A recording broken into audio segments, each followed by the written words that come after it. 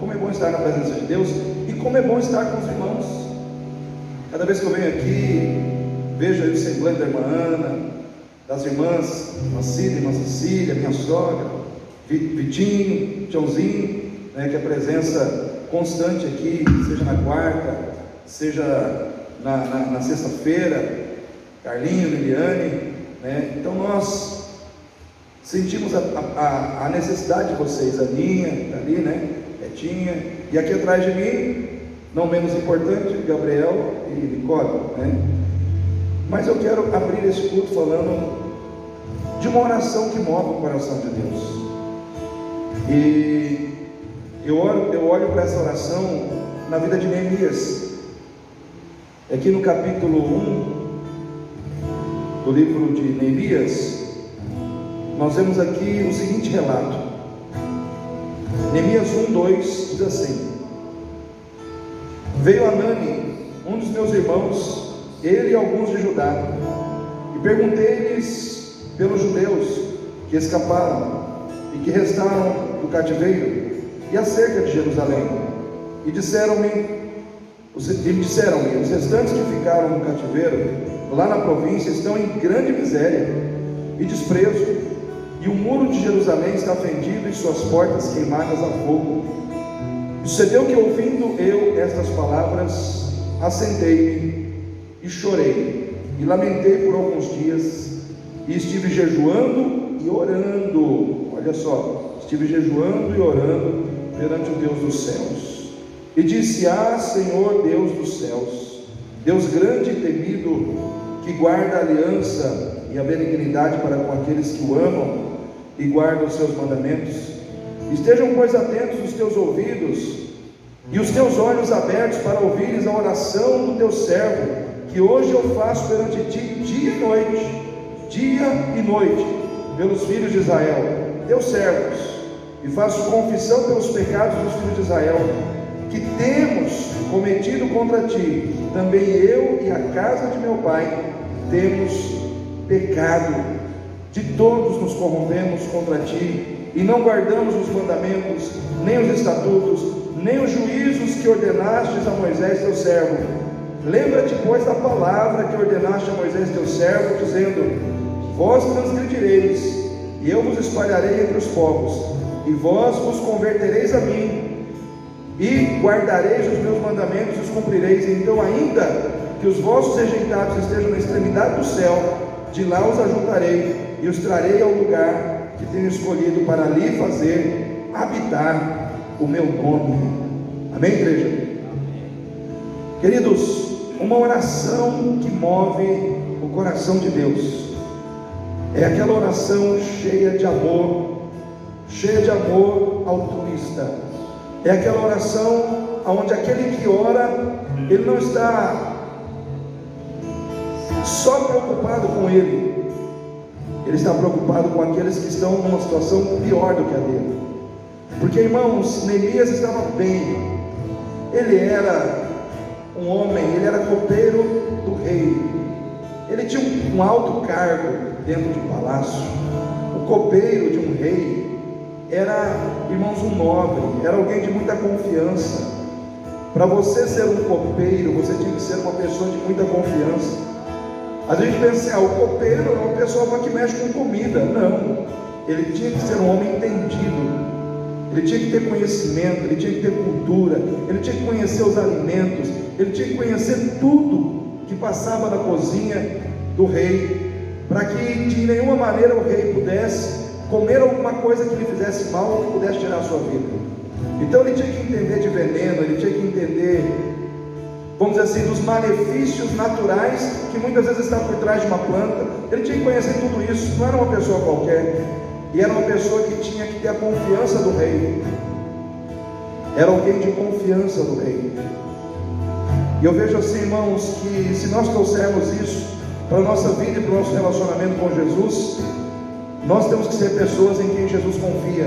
Nós temos que ser pessoas que têm a confiança do rei, pessoas em quem o rei deposita a sua confiança e com quem o rei compartilha a sua intimidade. Nós precisamos ser pessoas assim na nossa relação com Deus, na nossa relação com Cristo, porque Jesus não é apenas rei, Ele é rei dos reis e Senhor dos senhores. Ele é rei sobre as nossas vidas, nós somos seus servos. Só que Neemias, irmãos, o que marcou profundamente a vida dele no início da sua caminhada no processo de restauração dos muros de Jerusalém foi uma oração que, primeiro, uma oração cheia de amor.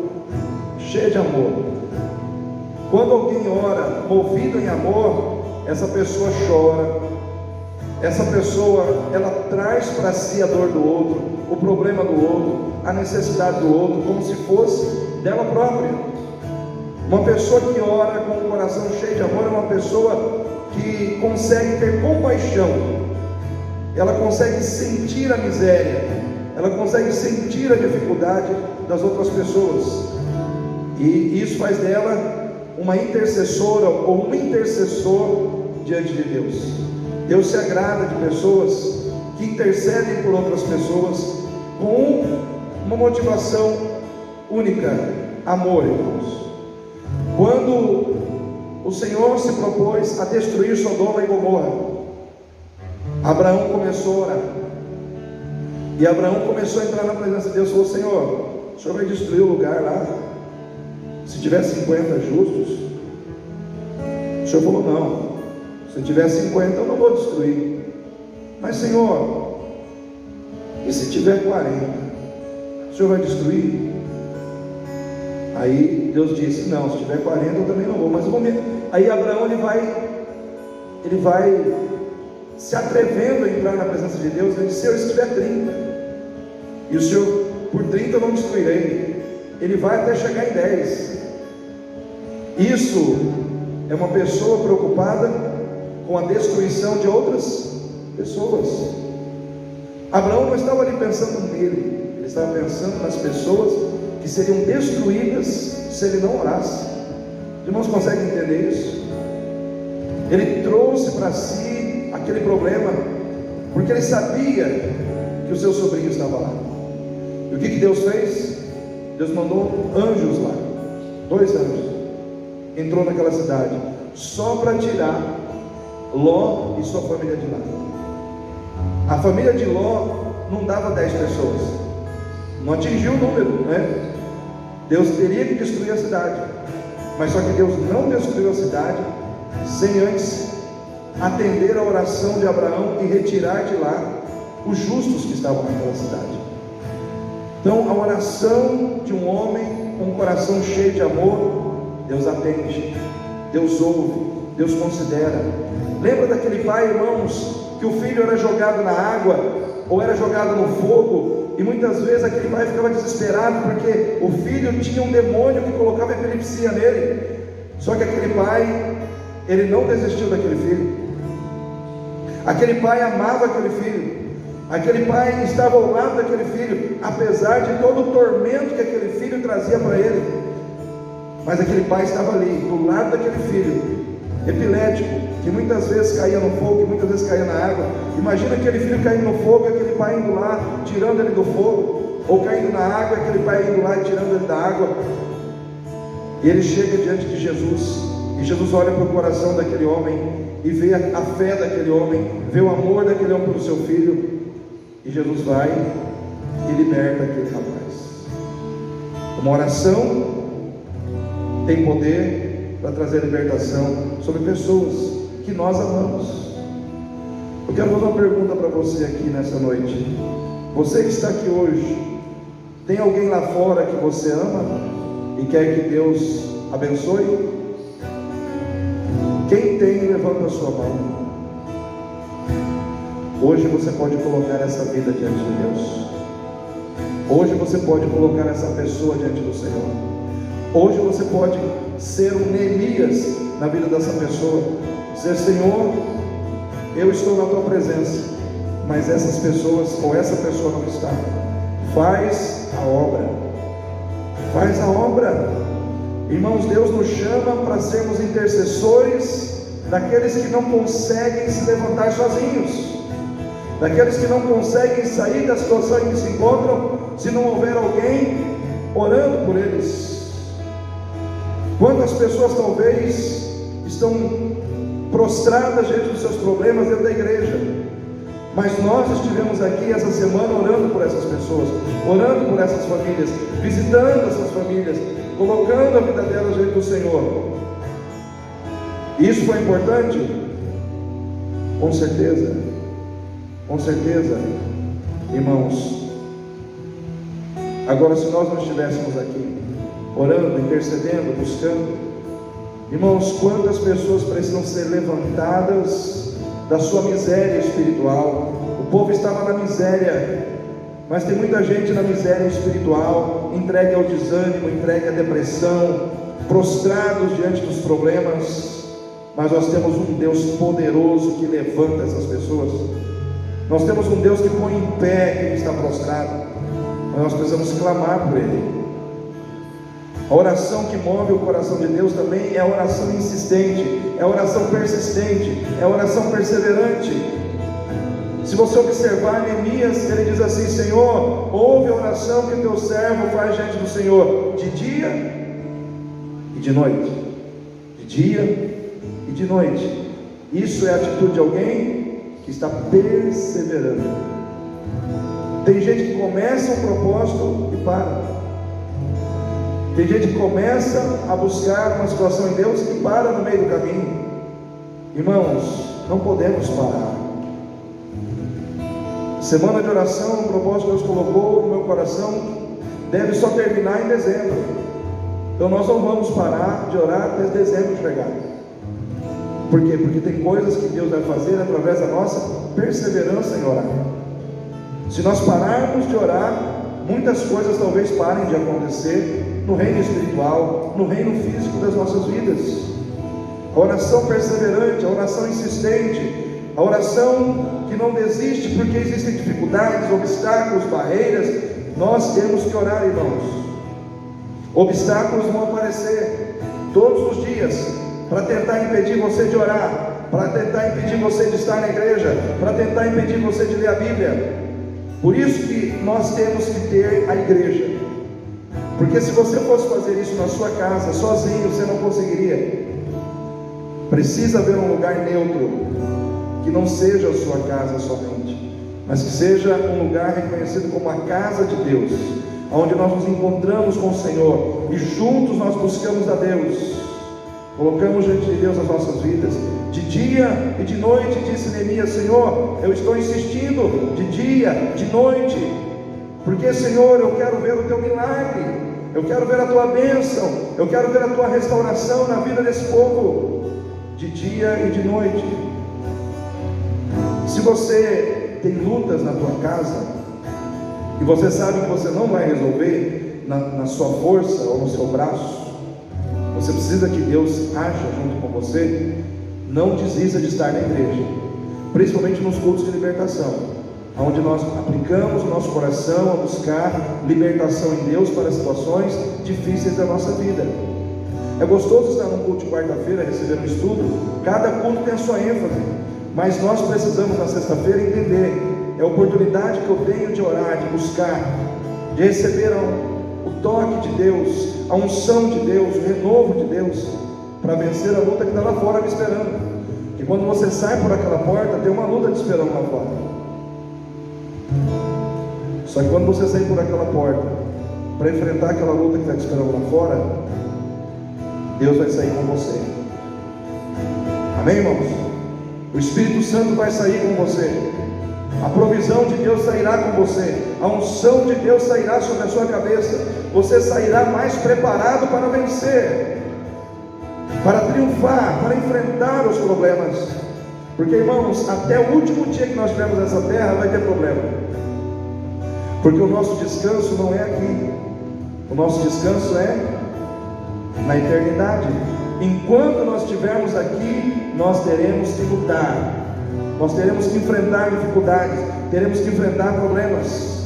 Mas aquele que ora, aquele que se submete, aquele que se coloca na dependência de Deus, vence com mais facilidade do que aquele que não ora, do que aquele que não busca.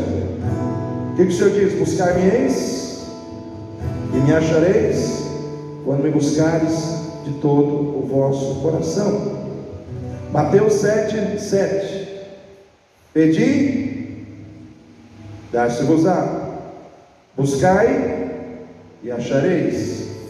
Batei e abrir-se-vos-á. A primeira atitude depende de quem, irmãos? De Deus ou de nós? De nós, irmãos. Eu já falei isso hoje.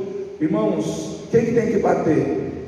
Quem que tem que pedir? E quem que tem que buscar? É Deus? Somos nós. É como se Deus dissesse assim, para mim e para você: faz a tua parte e deixa o resto comigo. Amém, irmãos? É como se eu estivesse dizendo assim, ó: faz a tua parte, filha, faz a tua parte, filho. Qual é a tua parte, filha? Qual é a tua parte, filho? Bater, buscar, pedir, bater, buscar, pedir, e eu vou responder. Eu vou abrir a porta, eu vou colocar na tua mão o que você está buscando, eu vou entregar para você a vitória. Mas tudo começa em você, na sua atitude de fé. Creia, porque tudo é possível aquele que crê. Porque aquele que crê verá o que, irmãos? Aquele que crê verá o que, irmãos? A glória de Deus.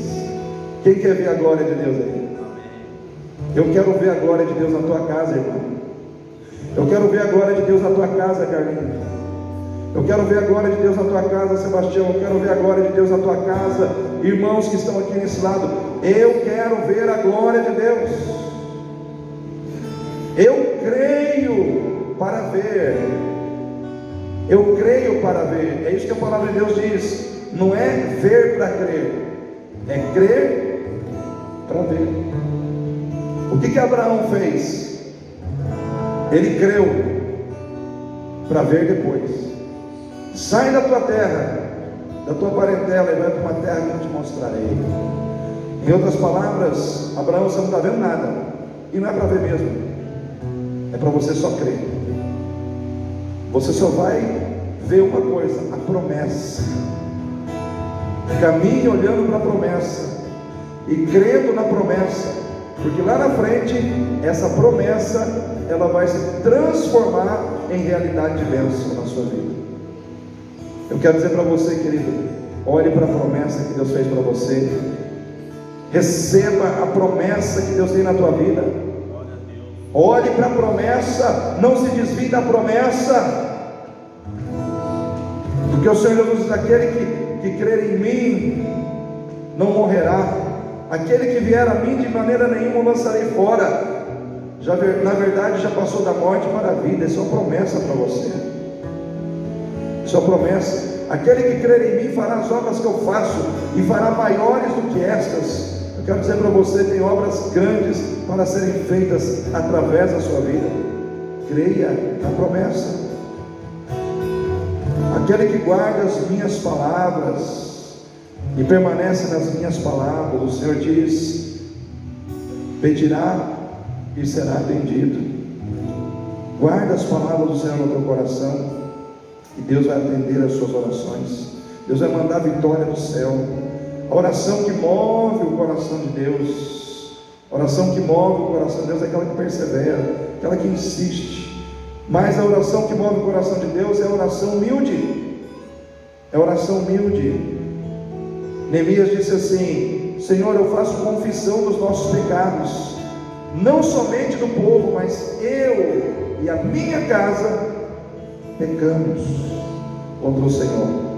Sabe aquela atitude humilde de dizer, de chegar diante do Senhor sem se sentir melhor do que os outros, mas sentindo igual. Se o irmão pecou, eu também pequei. Se ele errou, eu também tenho erros. Sabe aquela situação de você chegar diante de Deus e confessar os seus pecados? Dizer: Senhor, eu tenho pecados, eu tenho falhado, eu tenho errado aqui nessa área da minha vida, eu tenho errado assim com a minha esposa, eu tenho errado assim com o marido, eu tenho errado assim com os meus filhos. Perdoa os meus pecados, Senhor. Estou confessando os meus pecados, mas age na minha vida, age na minha casa. Irmãos, quando Deus ouve uma oração assim, Ele inclina os seus ouvidos assim, com atenção e com disposição de atender. Porque há um coração quebrantado e contrito não desprezarás, ó Deus. Tem um coração quebrantado aí dentro de você, irmão, nessa noite? Então Deus vai ouvir. Deus não procura perfeitos, Ele procura imperfeitos arrependidos. Amém? Fala para o seu irmão aí, Deus não procura perfeitos,